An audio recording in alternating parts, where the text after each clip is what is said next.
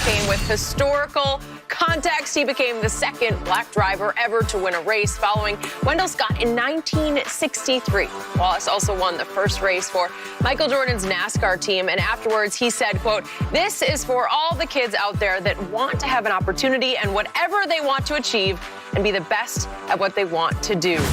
Love the celebration. Shannon, this is huge news for NASCAR. Please tell us, what does it mean for the sport? Skip, it shows that if you give black drivers, Skip, for the long, like Wendell Scott did not have like what Richard Petty and some Junior Johnson and some of these other guys, the Allison guys had. He had little mom and pop shops, shop, and you had to borrow parts, and you had to do this and had to do that. Well, Bubba Wallace now is with Jordan Racing. I think it's called Jordan XL with Denny Hamlin. So now he has the best engineers, best spotters. Talking about legit. Yes, best crew chief. He has the best that money can buy. So he can go up against the Hendrick Motorsports and the Gibbs Motorsports and the Penske's and all those. He can go up against them now.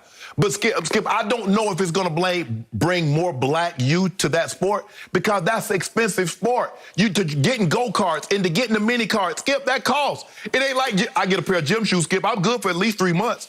You got to have tires, you got to have engines, you got to have all that stuff. But it just shows, Skip, that when you give people true opportunities and true,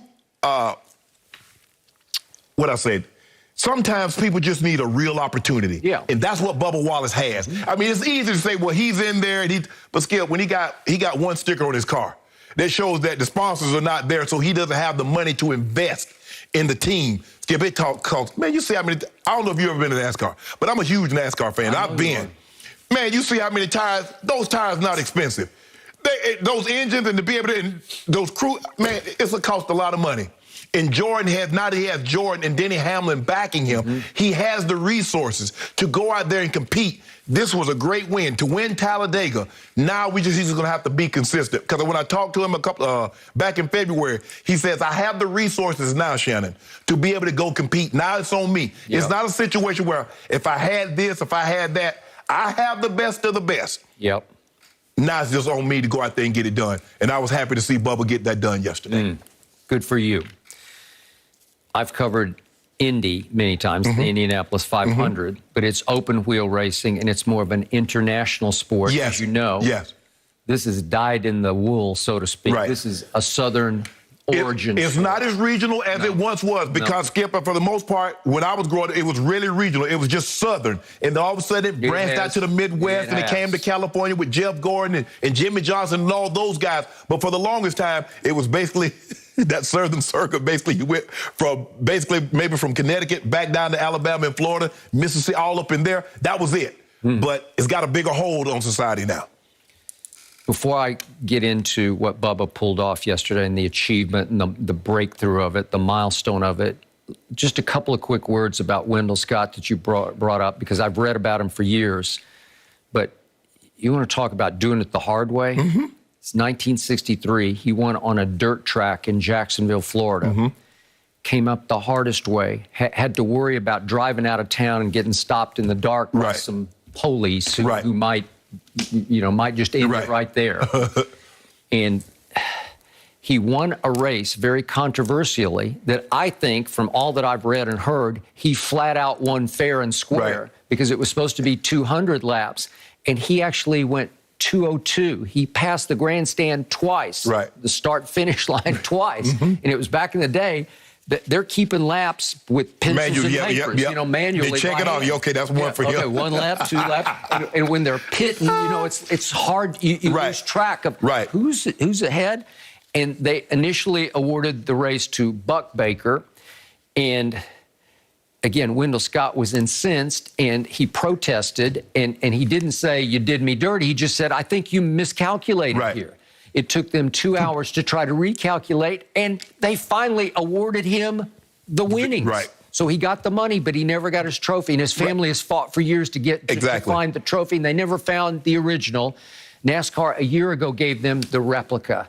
So this is Wendell Scott, who actually suffered injuries in a big crash at Talladega that ended his career about 10 years after this.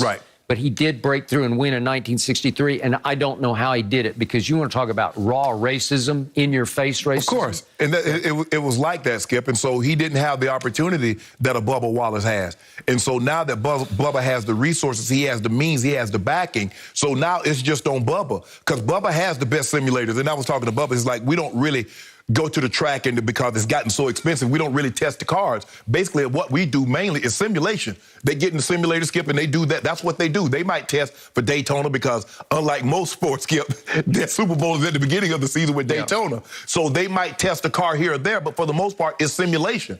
And so for Bubba to have the resources and the means and a true opportunity, Skip, he has an opportunity, but opportunity without resources in a sport like that, it's kind of like golf. Tiger Woods didn't bring the black U to the golf club, the golf course, like we thought, because golf is expensive. Man, you got to have, 13, 14 clubs. Them clubs not cheap. You have to travel. You have to go play tournaments all over the country. It's hard.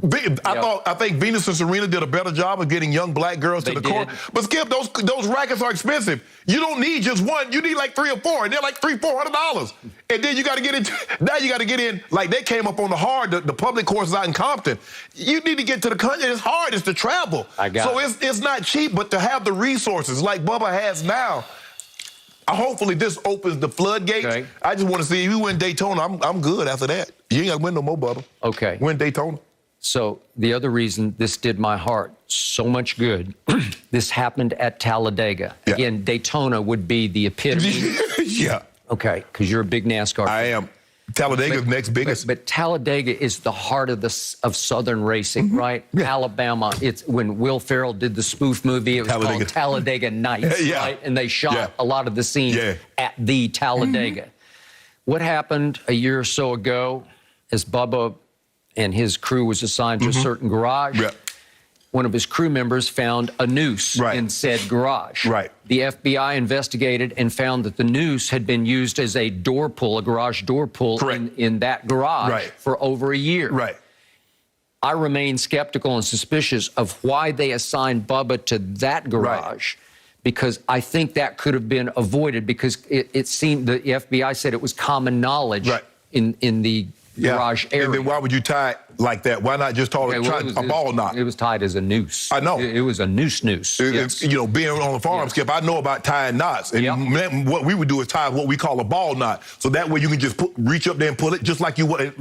It's big like a ball, and just pull it down. Okay. So, I worked in a lot of barns in my lifetime. Yep. So it was great that Bubba did it at Talladega.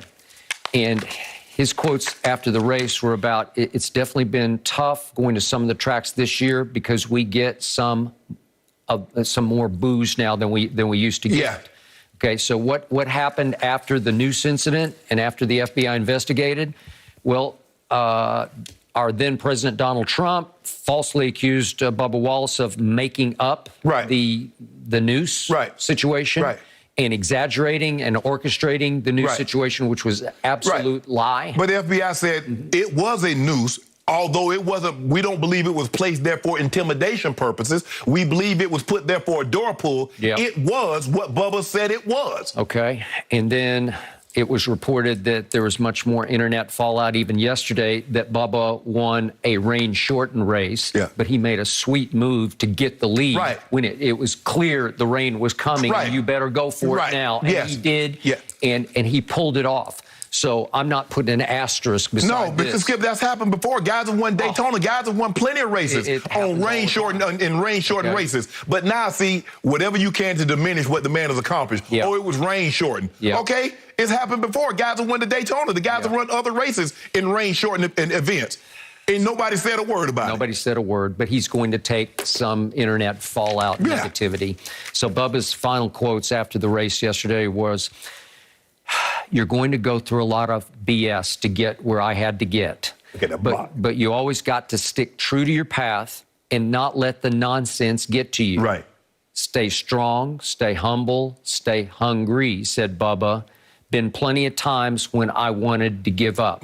I'm sure there are many times that he wanted to say, okay, I just can't take the nonsense of this. It's just ridiculous, because even though he was at the forefront of getting the Confederate flags eliminated from the venues, there's still cavalcades of people who drive, parades of people who drive past even Talladega with Confederate flags flying just to protest. Right. And one was even pulling a carriage that had a Civil War cannon.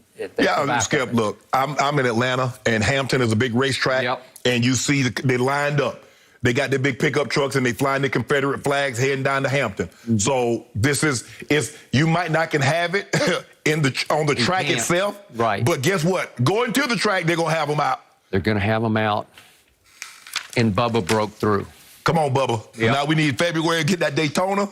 Okay, I wouldn't mind if you get Charlotte also. Yeah, I can do the Coca-Cola 400. You'd be happy, though, with Daytona, I think. But if he get Daytona, man, they don't tell him what I might come in here and do, Bubba. You get Daytona, it's over, Skip. That's Super Bowl.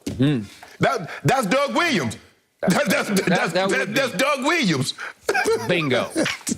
Doug can do no wrong. Doug good. And the rest, Doug didn't have to win another game. I don't think By the way, your Broncos were the victim that day. They were. 35-10. Doug got hot on them. All right. Well, congratulations to Bubba. We know this is just the beginning, and so cool. Michael Jordan congratulating him, knowing he always had the talent. It's a big deal. It's a big deal for that team. Our Skip's Cowboys about to get even more dangerous. We'll tell you the latest with their roster. Yeah, Shannon. Temper it down. Next. No